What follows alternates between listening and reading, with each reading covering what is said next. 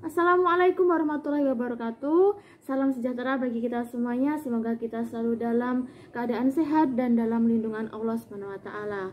Baik, kali ini kita memulai perkuliahan secara berbeda dan situasi yang berbeda. Semuanya dilakukan dari rumah dan secara online. Kali ini saya akan melakukan presentasi secara online dan memaparkan hasil kerja kelompok kami, yaitu dari kelompok 2 dalam mata kuliah pengembangan kurikulum. Topik yang kami bahas adalah prinsip-prinsip pengembangan kurikulum. Dengan saya Maya Putri Damayanti, nomor induk mahasiswa 201190407. Baik, dapat dilihat dari slide yang saya buat dalam PowerPoint. Poin pertama yang di sini yang saya akan bahas yaitu tentang prinsip pengembangan kurikulum.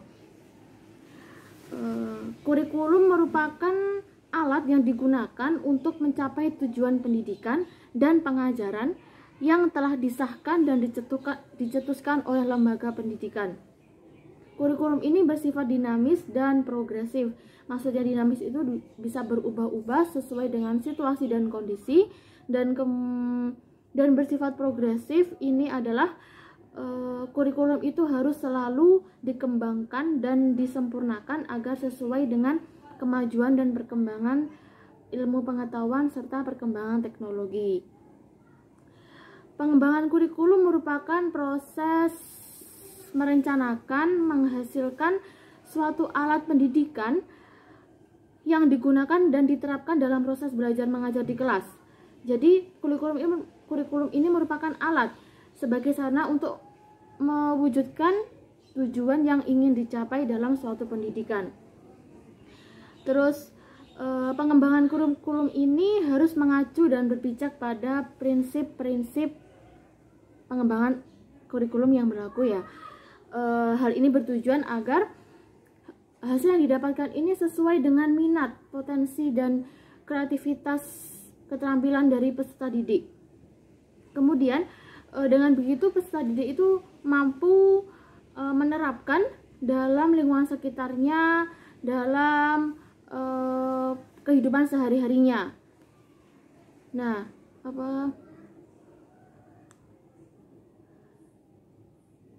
ada beberapa prinsip pengembangan kurikulum ini ya. Di antaranya yaitu yang pertama, prinsip berorientasi pada tujuan. Yang kedua yaitu prinsip relevansi. Yang ketiga yaitu prinsip efektivitas. Yang keempat adalah prinsip efisiensi. Dan yang selanjutnya adalah prinsip kontinuitas.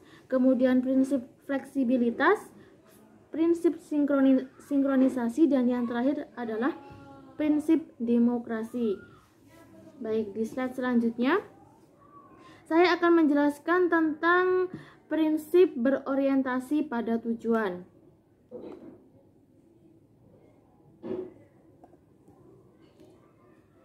Tujuan sebagai poin yang paling utama dalam prinsip ini merupakan titik berat yang ingin dicapai dari suatu jenjang pendidikan tertentu. Kurikulum ini bertugas untuk menjadi sarana bagaimana tujuan itu bisa dicapai dari suatu jenjang pendidikan itu ya. Kemudian kurikulum ini perlu adanya inovasi dan perubahan sebagai sarana untuk mencapai tujuan yang dicita-citakan. Hal ini menunjukkan bahwa sifat kurikulum itu tidak stagnan di situ saja. Dia bisa berkembang sesuai dengan teknologi dan modernisasi pada saat ini. Tujuan dari kurikulum sendiri itu meliputi aspek, bisa dilihat, yaitu aspek pengetahuan, aspek keterampilan, aspek nilai, dan aspek sikap. Aspek-aspek tersebut dapat dikuasai oleh peserta didik, dan apabila aspek tersebut berkesinambungan dengan aspek-aspek yang terkandung dalam tujuan pendidikan nasional, maka akan terwujudnya tujuan yang telah dicita-citakan dari suatu pendidikan. Jadi aspek itu merupakan hal terpenting ya. Kemudian yang kedua yaitu prinsip relevansi. Relevansi mempunyai kedekatan hubungan dengan apa yang terjadi saat ini. Maksudnya kedekatan hubungan itu seperti ini. Mungkin dikaitkan dengan pendidikan, yaitu berarti kesesuaian antara pendidikan dengan tuntutan kehidupan masyarakat saat ini. Pendidikan itu dikatakan relevan apabila hasil yang didapatkan itu sesuai dengan kebutuhan masyarakat saat ini, sesuai dengan kehidupan yang berkembang pada saat ini. Kemudian untuk prinsip relevansi ini dibagi menjadi dua, yaitu yang pertama yaitu relevansi keluar. Di antaranya yang pertama, keserasian antara pendidikan dengan lingkungan hidup dengan hidup siswa atau peserta didik. Keserasian antara pendidikan dengan lingkungan hidup siswa ini dapat diartikan bahwa pendidikan yang diinyam oleh peserta didik di sekolah, di lembaga formal itu mampu diterapkan, mampu digunakan atau berguna dalam kehidupan sehari-hari di lingkungannya. Mempunyai keserasian relevan, jadi tidak bertolak belakang ataupun mungkin sangat beda jauh ya, seperti itu. Kemudian yang kedua, kesesuaian antara pendidikan dengan perkembangan ilmu pengetahuan dan teknologi. Jadi pendidikan yang diajarkan, pendidikan yang disampaikan itu sesuai dengan perkembangan ilmu pengetahuan saat ini. Di zaman globalisasi saat ini banyak berkembang ilmu-ilmu baru ya. Jadi pendidikan itu akan menyesuaikan. Kemudian mungkin dapat dilihat saat ini bahwa penyampaian ilmu dalam proses belajar mengajar itu sudah menggunakan media elektronik seperti LCD proyektor, handphone, laptop atau yang lainnya. Itu menunjukkan bahwa pendidikan itu sudah mengikuti perkembangan teknologi, memanfaatkan teknologi saat ini. Baik, yang ketiga yaitu keserasian pendidikan dengan kehidupan anak di masa sekarang dan di masa yang akan datang.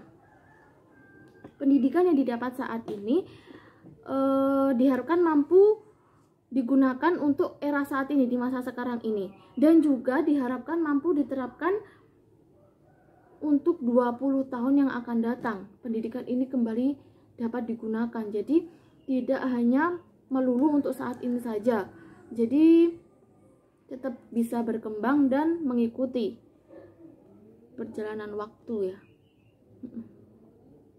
Kemudian yang kedua yaitu relevansi ke dalam. Maksudnya kurikulum itu juga harus memiliki kesesuaian di dalam atau memiliki konsistensi dengan komponen-komponen yang ada di dalamnya.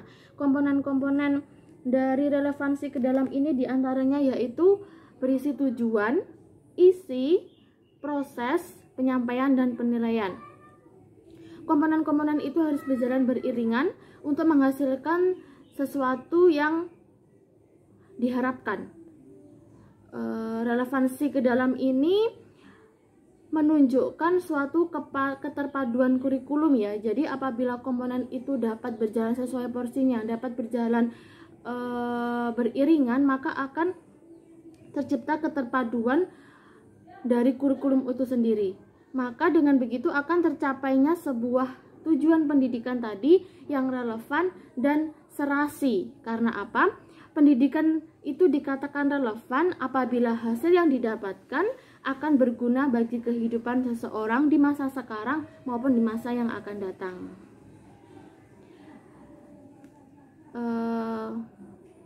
Mungkin ini dulu yang dapat saya presentasikan. Untuk prinsip selanjutnya akan disampaikan dan dipaparkan oleh teman saya. Baik, saya ucapkan terima kasih. Assalamualaikum warahmatullahi wabarakatuh. Perkenalkan, nama saya Rani Jamaluddin dari PAIL. Ingin melanjutkan presentasi dari Mbak Maya, itu tentang prinsip-prinsip pengembangan kurikulum. Yang langsung yang ketiga, karena yang pertama dan kedua telah dibahas oleh Mbak Maya, saya ketiga. Yang ketiga yaitu prinsip efektivitas. Prinsip efektivitas itu maksudnya sejauh mana rencana program pembelajaran itu terlaksana, yaitu harus ada program pembelajarannya terlebih dahulu. Yang pertama itu mengajar guru. Maksudnya di sini adalah sejauh mana guru itu mengajar pada siswa. Guru itu menjadi guru efektif mengajar siswa tersebut. Yang kedua, belajar siswa. Maksudnya belajar siswa itu menjadi efektif karena diajar oleh guru. Lanjut prinsip yang keempat yaitu prinsip efisiensi. Prinsip efisiensi yaitu prinsip yang telah direncanakan sesuai dengan tujuan yang telah dicapai, yang ingin dicapai. Maksudnya di sini dari prinsip efisiensi itu harus mempunyai tujuannya terlebih dahulu. Lanjut yang kelima yaitu prinsip kontinuitas pada berkesinambungan. Itu adalah prinsip proses belajar anak yang berkesinambungan atau tidak berputus-putus. Maksudnya di sini itu maksudnya anak belajar terus-menerus tanpa jeda. Nah, itu dapat dibagi menjadi dua, yaitu yang pertama kesinambungan di antara berbagai tingkat sekolah. Yang pertama bahan pelajaran yang diperlukan untuk belajar, semisal anak SMP.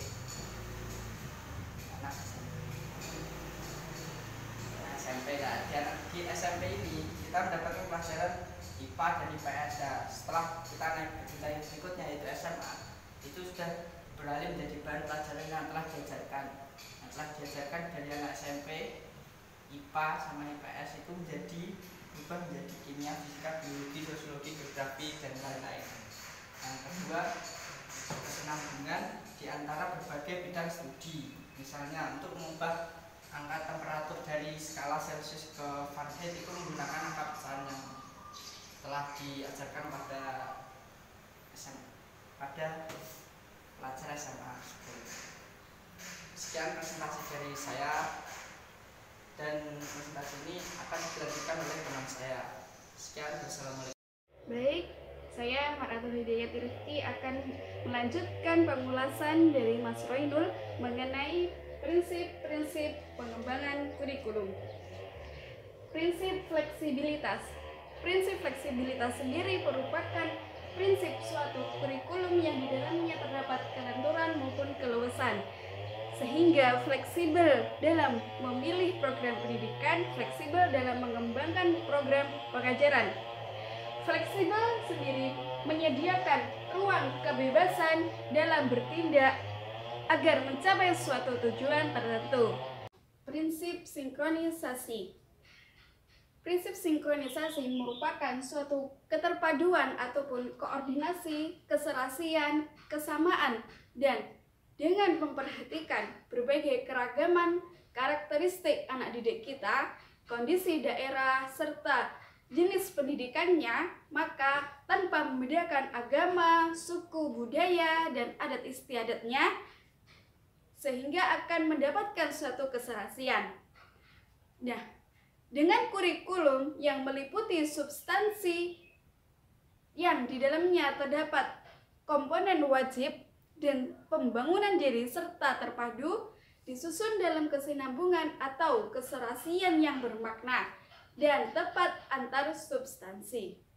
Yang terakhir yaitu prinsip demokrasi.